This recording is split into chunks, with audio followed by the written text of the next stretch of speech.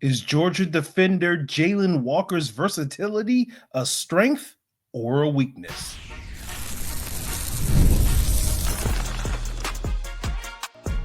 You are Locked On Falcons, your daily Atlanta Falcons podcast.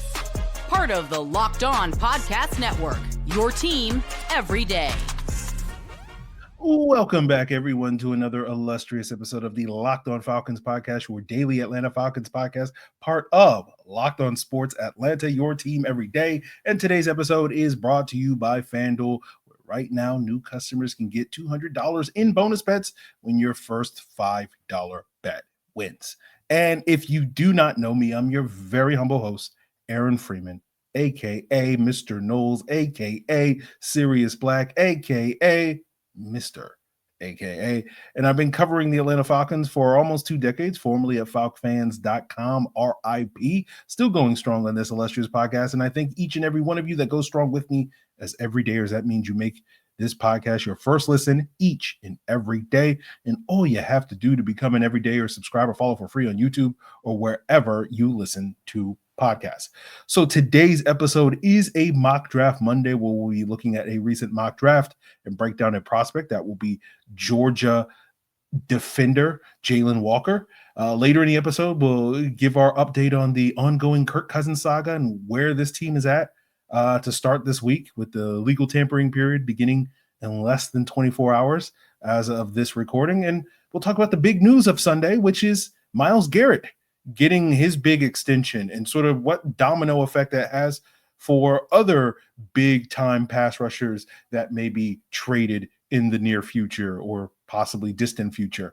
So that will be all the topics on today's episode, but we'll be looking at Dane Brugler's most recent mock draft that came out last week, where he had the Falcons selecting Jalen Walker, the edge rusher, linebacker / overall defensive defender, outright dog for the Georgia Bulldogs. And before we dive into Walker specifically and what he may bring to the table for the Falcons, let's update you on something that we talked about last week on the various mock drafts, where we broke down Shemar Stewart as a potential Falcon and how after his combine performance, his stock was potentially going to rise. And we saw that across these mock drafts over this past week.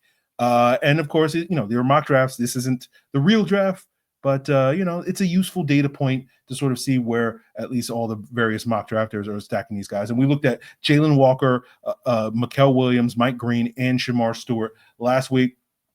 Walker's average draft position in 11 mock drafts I looked at was 12. Williams was 13. Mike Green was 14, and Shemar Stewart was 19. Well, this week, Stewart is now at the highest at 12. Williams stayed the same at 13. Walker is now down to 14, and Green's also down to 16. We also looked at how many of these mock drafts, looked at 11 last week, 20 this week, where those guys were still on the board for the Falcons to pick at 15. Walker and Williams were only in 45%. Green was 55%, and Stewart was 91%. And this week, Stewart's now 35%. Walker is 55%, Williams is 50%, and Mike Green is 80%. So basically what the mock drafts are telling us, the combine was very, very good for Shemar Stewart in his draft stock. It hurt Jalen Walker a little bit. Micah Williams basically stayed the same, and Mike Green also got hurt quite a bit. So it'll be something that we'll continue to keep track of. Probably won't do, a breakdown every single week, but if there's a major shift, we might update you guys into the future on that front. But let's talk about Jalen Walker, a very good football player, strong, athletic, explosive athlete, played about 60% of his snaps this past year for Georgia at off-ball linebacker, and the other 40% as an edge rusher. And so he brings a very similar skill set to Caden Ellis, right? They're almost exactly the same size. Ellis, when he came out of Utah or Idaho or wherever he went to school, back in 2019, was listed at 6'2", 238, 32 and 3/4 inch arms with a 79.5-inch wingspan. Jalen Walker is 6'1", 243, so an inch shorter, 5 pounds heavier, 32-inch arms, 79 and 7/8 inch wingspan. And now Ellis got drafted by the Saints, who had a certain D-line coach, you might have heard of him, Ryan Nielsen, that believed that basically if you weren't 6'4", 6'5", 265, 270 plus with 34-inch arms, you could not play defensive end in his 4-3 defense, which prompted Ellis to move to linebacker. We'll see where Walker winds up getting picked. But he probably, he's less likely to suffer that same fate, particularly if he gets drafted by the Falcons, where he could realistically play as a full-time edge, right? But if he does, He'll have to develop a lot more because right now, Jalen Walker has a very, very basic pass rush plan. It's basically the long arm. I've never seen him use any other moves successfully. I've never really even seen him try any other moves. Like even when he's tried a basic bull rush, it hasn't been that effective. And then when you look at Jalen Walker as a linebacker, despite the Ellis comp, his play style is probably a little bit more like Nate Landman, or maybe Rashaan Evans is a better example of a recent Falcons player, where that downhill, most of his plays, positive plays as a linebacker, come between the tackles. Now, Walker does have the speed to go sideline to sideline, but he's often not really asked to do all that stuff. And Georgia's defense is kind of downhill between the tackles. And, Evans has a little bit more juice than Landman. And so that's a little bit more of a apt comparison for Jalen Walker because, Jalen Walker, I hope when he has his workout the week before the draft due to that quad strain that's going to prompt him to miss Georgia's pro day later this month, I hope he runs a much faster time than a 4.86. I think he will. So we'll see on that front. But, when I watched the film of Jalen Walker, frankly, I kind of think, at least as far as his pass rush ability goes, I think he's probably a little bit better as an off-ball linebacker than a true edge rusher, right? That in a similar way to Caden Ellis, where we talked about before, where over the last 2 years, people were like, oh, let's move Caden Ellis full-time to edge. And it's like, that's not really where Caden Ellis wins, right? He wins a lot more going up against guards and running backs, blitzing as an off-ball linebacker through the A and B gaps than, attacking offensive tackles as a pure edge rusher, attacking that C gap. And so, I think Walker's the same way. And part of the reason why I think that, at least as of right now, and again, we'll see what he develops into, but I think his one pass rush move that he uses right now, that long arm, is probably not going to be as effective in the pros as it is in college because of the 32-inch arms that he has, right? Where you're facing in the NFL offensive tackles that regularly have 33, 34-inch arms. It's rare to find a starting offensive tackle like Caleb McGarry that has sub 33-inch arms in the NFL. And so when he's trying to use that long arm, Jalen Walker, that is, he's going to struggle to outreach those guys. All right. And so he's going to have to develop his hands a lot more as a edge rusher. And right now, as I said, that skill set is pretty much non-existent in Jalen Walker. But the transition from college to the pros at edge is a lot easier than the transition is at linebacker, right? What you're asked to do mentally as an edge rusher versus what you're asked to do as a linebacker is night and day different. It's like the difference between being in sixth grade math as an edge rusher and then being in college math as a linebacker, right? An edge rusher, you're in basic math. They're not even doing algebra, right? Like they think the letters, throwing letters and numbers together is going to confuse you. So it's like, we're just purely off of numbers, like sixth grade type of stuff, elementary school type of stuff, middle school type of stuff, right? And then for linebackers, it's algebra. And frankly, if you're going to be a successful linebacker in the NFL long-term, you're going to eventually have to learn calculus. That's the type of math in terms of the mental taxing. And so for that reason, I think that's why a lot of people are seeing Jalen Walker as an edge, because that's going to allow him to impact more early. And obviously that's more of the premium position, which would justify, the potential top 10 selection that I think a lot of people on their various draft boards have Jalen Walker sort of as a consensus top 10 guy on the various draft boards. But I think regardless of what position he plays, even though that transition to edge is probably easier, he's probably not going to be a guy that's going to come in right away and be this huge impact year one guy, that you're going to have to kind of find a role for him as a part-time player in year one, as a role player. And then it's really going to be years 2 and 3 and what that development looks like. And so I think with Jalen Walker, where he gets drafted is going to be really, really important for him, because regardless of where you play him, I think he's the type of player that's going to need a long runway of development. That there is a buyer's beware for Jalen Walker, especially for a team like the Atlanta Falcons. Like if he's drafted by Pittsburgh or Green Bay or Baltimore or one of those teams, these sort of established teams that have coaching stability, that there's not going to be as much pressure to play him right away, right? That he's going to get that long runway, 3 to 4 years. He could be a star in this league and live up to that draft billing.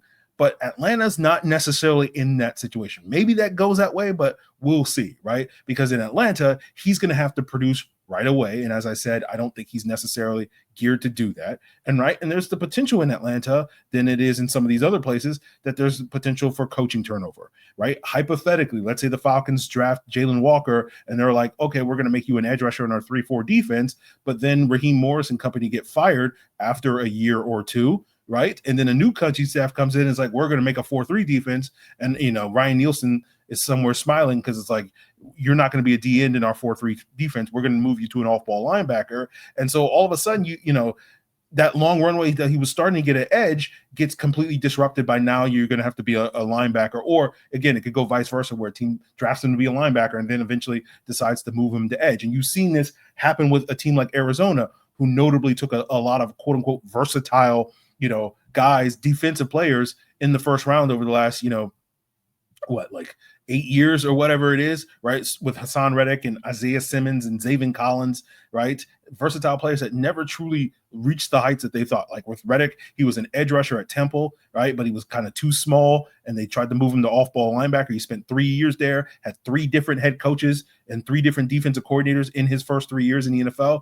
Then there were injuries that happened in his 4th year. They moved him to edge rusher, and he was very productive. But he hit the open market the next year, and we saw his career take off elsewhere in Carolina and Philadelphia thereafter. So Arizona was never able to reap that benefit.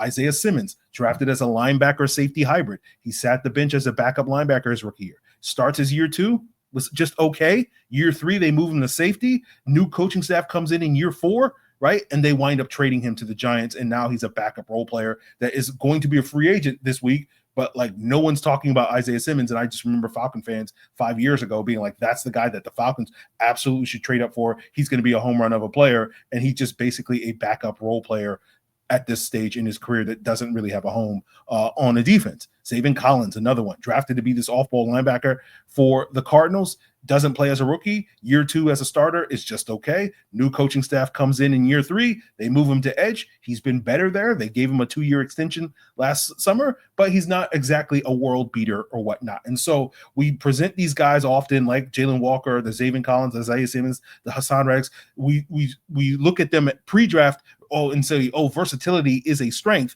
But I just gave you 3 examples that show guys that versatility, once they got in the league, proved to be a weakness because nobody really knew what to do with him. Nobody really had a plan. They didn't have the coaching stability. They had so much coaching turnover. And so all of those guys were projects.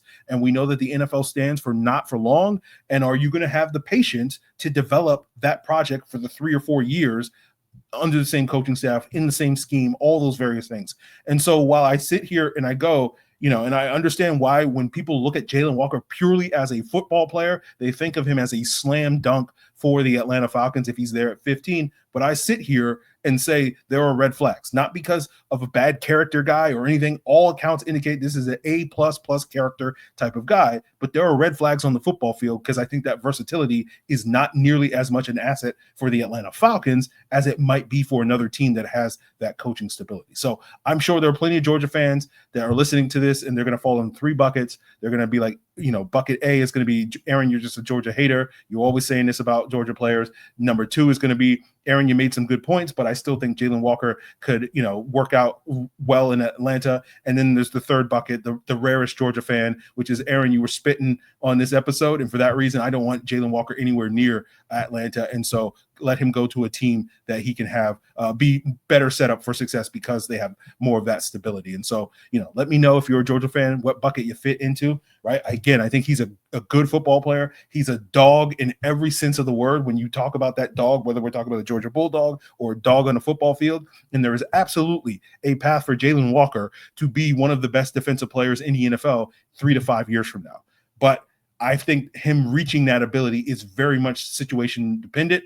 And I'm not going to sit here and bet that Atlanta is the situation where that's likely to happen. It could happen, but I don't think it's likely to happen. So Jalen Walker is one of those players that is intriguing to me, but I would be like, this is not as much of a home run pick where you would probably look at it where this guy who's like the consensus 8th guy in the draft board falls to 15. You draft him, you're like, oh, this is a home run. This is great value for the Atlanta Falcons. I think he's much more of a boom bust prospect at this point in time. So those are my thoughts on Jalen Walker. Speaking of boom bust, let's talk about Kirk Cousins. All right. We know Kirk Cousins was a bust for the Atlanta Falcons at the quarterback last year. And if this team doesn't make the correct decision about his fate this week, it's liable to go boom. Let's break it down as we continue today's Locked On Falcons.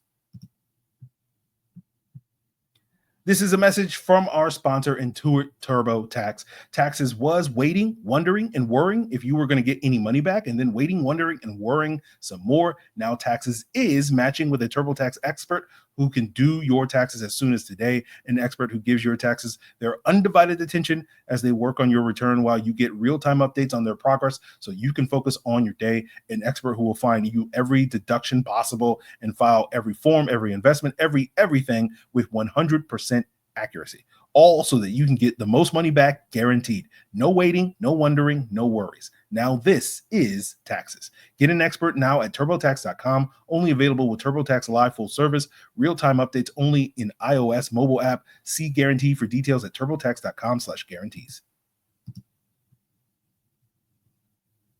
Where do we stand on what's next for Kirk Cousins, right? Well, so far, nowhere, right? We'll find out. I think we're going to find out this time next week. We're doing Mock Draft Monday 6.0 next week. We'll have a better idea on where the Kirk Cousins. But let's prime you for all the action that's going to happen this week. If any action happens this week, we'll see. But we heard from Albert Breer of Sports Illustrated on Thursday that Kirk Cousins met with Falcons owner Arthur Blank and expressed his desire to be a starter elsewhere in the NFL, or be in a place where he can start in the NFL, which is not going to be Atlanta, right? And so that prompted a lot of people to get excited about a potential trade. Oh, Kirk's willing to waive his no trade clause. No, that's not really what they said, right? We got Diana Rossini of The Athletic saying, there have been no trade conversations, according to her sources, with other teams about Kirk Cousins, and that the Falcons appear to be standing pat on their desire to keep Kirk Cousins. And so basically we have 7 or 8 days to see what's what, right? And why we have 7 or 8 days, because on March 17th, on Monday, if Kirk Cousins is still on the roster, he will have a $10 million roster bonus that is due in 2026 become fully guaranteed. And I sit here saying with my chest, and maybe I'm wrong, and I'm looking like an idiot in a couple of days, but I sit here and I say with 99% certainty that a trade is not going to happen between now and March 17th. The other NFL teams are just going to call the Falcons bluff. It's like, oh, you're going to keep Kirk Cousins? We'll see. We'll see what happens. We'll see where you're at on March 17th. We'll just wait. There's no reason for the teams to want to trade for Kirk Cousins. And so everybody went into the combine thinking the Falcons would absolutely cut Kirk Cousins to avoid paying that bonus. But the buzz coming out of the combine is not everybody is as convinced as that, right? But again, that's not going to lead to a trade because, again, teams will call the Falcons bluff.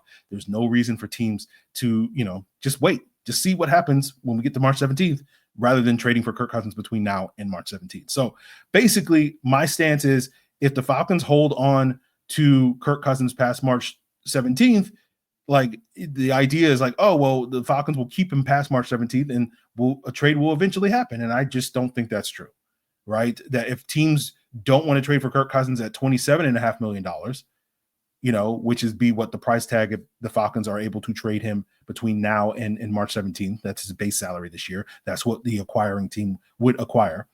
They're certainly not going to want to trade for him for $37.5 million, which is this year's base salary, and be on the hook for the $10 million in roster bonus next year. Now, of course, a team could trade for him and then restructure that contract.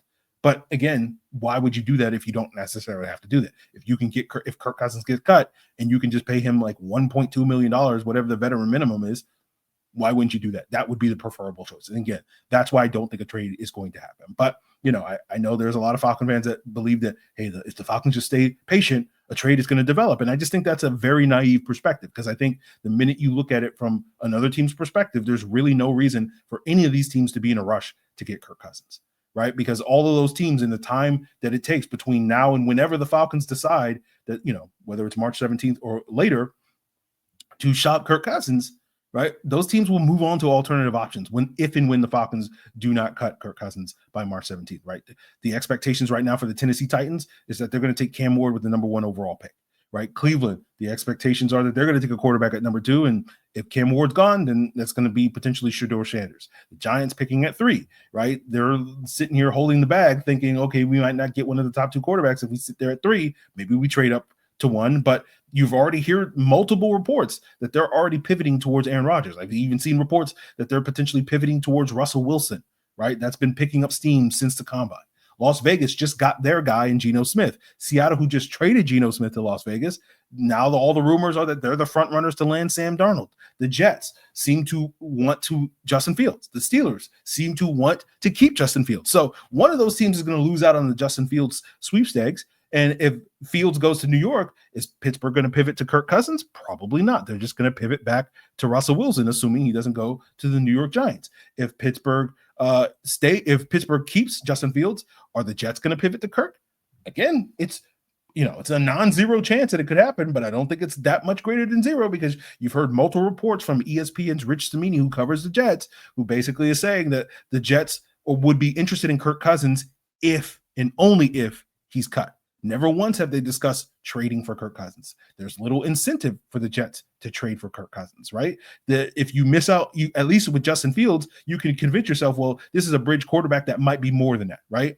If you miss out on that, you're just looking for a bridge quarterback. You're going to pivot to somebody else that's going to be your long-term answer. That's not Kirk Cousins. You already have Tyrod Taylor costing you $7 million this year. He's already a bridge option. That coaching staff has connections to guys like Marcus Mariota or Gardner Minshew. You could bring any of those guys in to compete with Tyrod Taylor, right? And then draft somebody like Jackson Dart if you miss out on Cam Ward or Shedeur Sanders, right? And according to Rich Cimini, that is according to his sources, the likely avenue for the Jets, that they're just going to basically take whoever they think is QB3 in this draft class and sign a bridge guy. And again, none of that involves them trading for Kirk Cousins. So when I sit here and I say with 99% certainty, that's what I'm saying. It's when you just listen to what other people that cover these teams are saying, they're telling you they're not trading for Kirk Cousins. And so that's why I sit here and I tell Falcons. That's why I sit here in my infinite arrogance, guys, saying Google is free.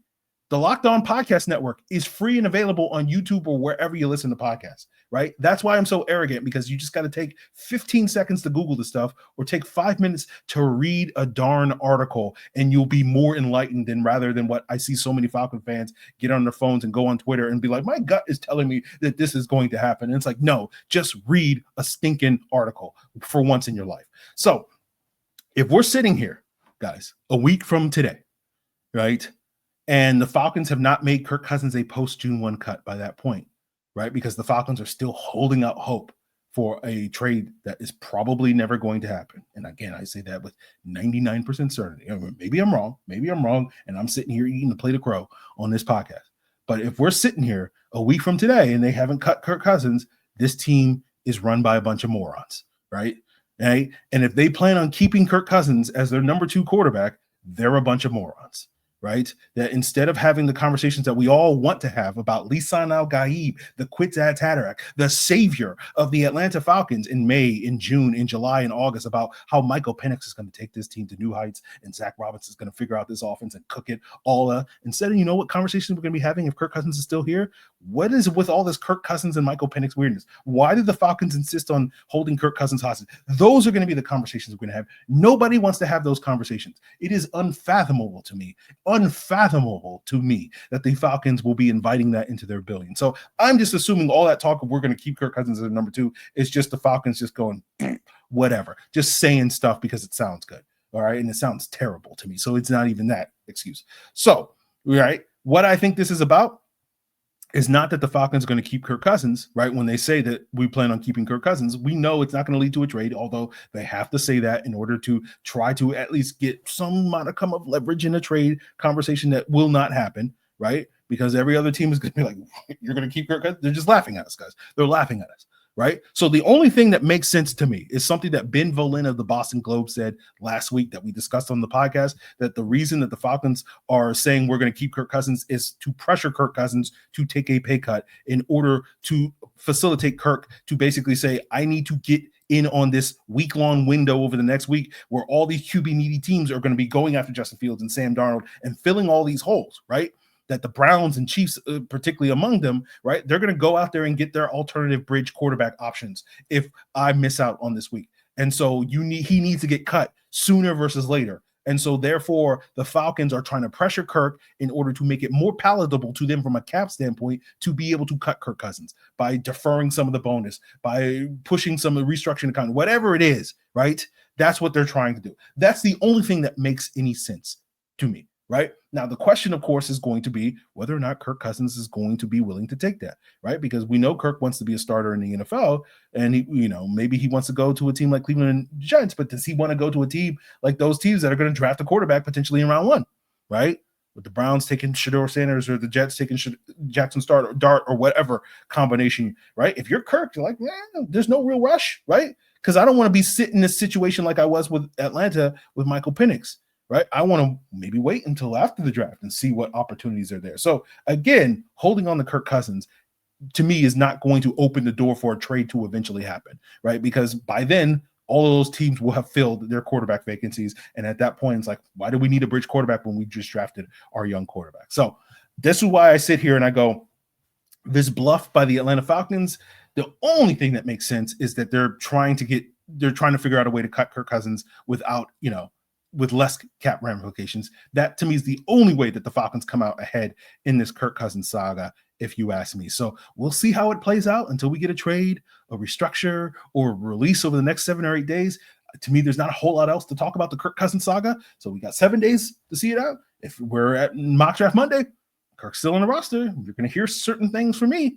It's going to be tremendous content, guys. So make sure you continue to watch Locked On Falcons on YouTube or wherever you listen to podcasts so you can get that tremendous content 1 week from today. So we will see on that front. But hey, it's not just the Kirk Cousins saga here in Atlanta. The Myles Garrett saga came to an end in Cleveland. And what does this mean potentially for the Falcons trading for Trey Hendrickson or, dare I say, Micah Parsons? Let's break it down as we wrap up today's Locked On Falcons. So March Madness is here, and FanDuel is giving you a chance to get in on the action like never before, because right now new customers can get $200 in bonus bets when your first $5 bet wins. That's $200 to use on everything from buzzer beaters to Cinderella stories, even who's cutting down the nets. And I'll be honest with you guys, I haven't been keeping up with my brackets over the last decade, right? It's pretty hit and miss whether I fill out a bracket each year, but this year FanDuel is making it a little bit different. They make it better than filling out a bracket, right? If your final four pick gets bounced in the second round, normally you would just have to throw your whole bracket away. It's just a whole lot of wasted effort and energy. But with FanDuel, you don't have to worry about that wasted energy. You can stay in on the action every single day, right? Because there's almost a game every single day in the tournament, and there's always opportunities to win money.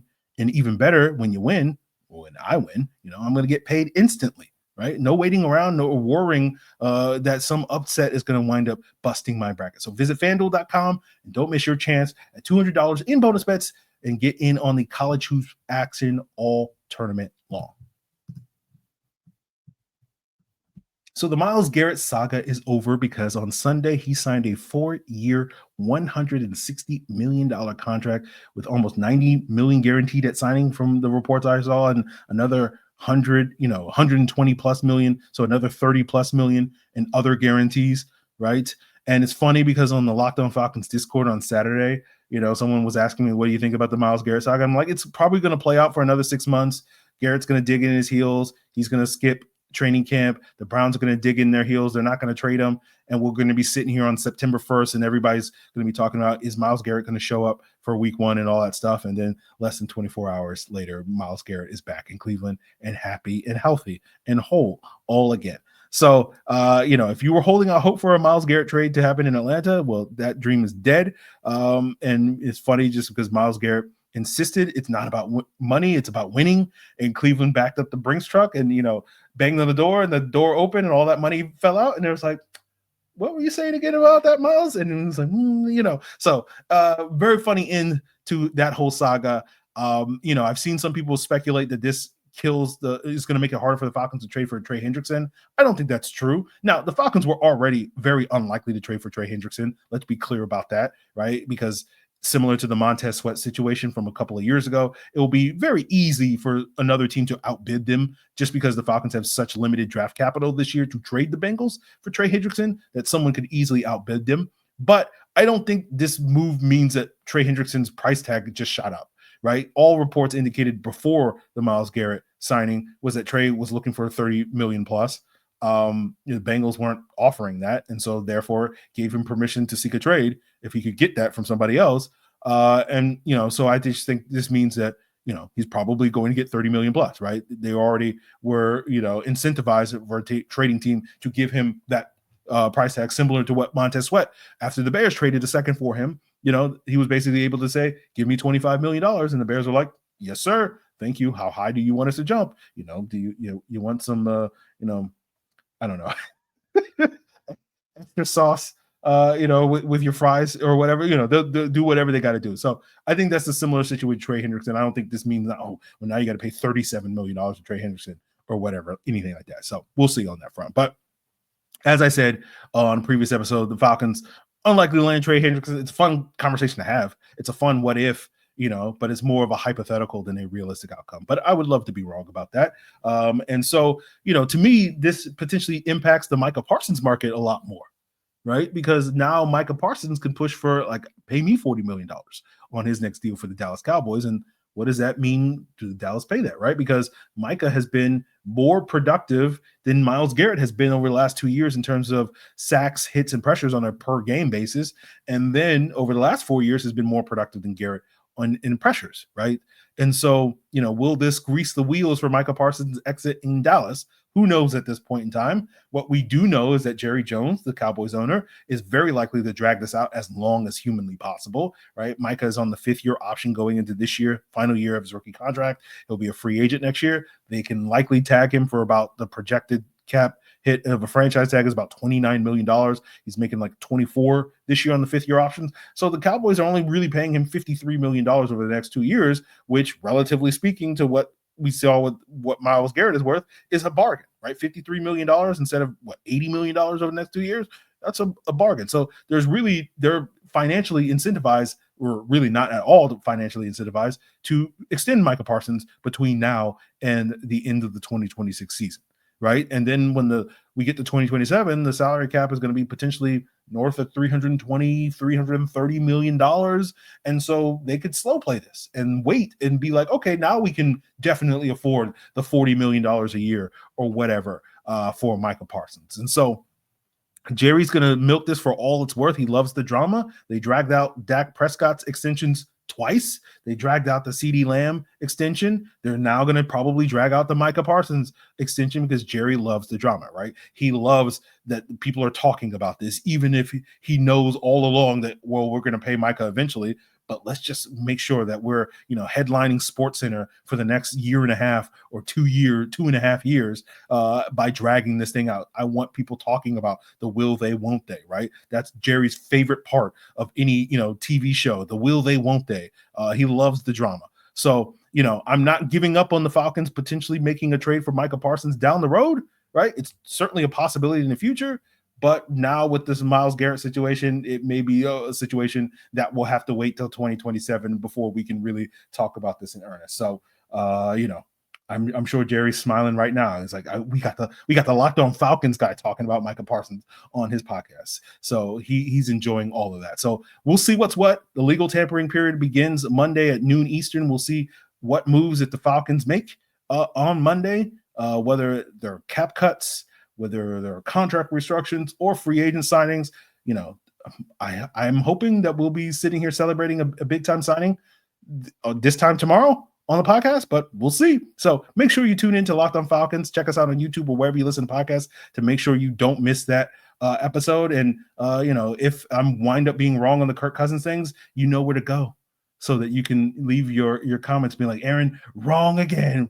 Oh, you missed on that one. So you know where to be. So make sure, in addition to all the great content here on Locked On Falcons, make sure you check out Locked On NFL Draft to get you guys geared up, get their thoughts on Jalon Walker, as well as some other of these high-end prospects. It's all part of the Locked On Podcast Network, your team every day.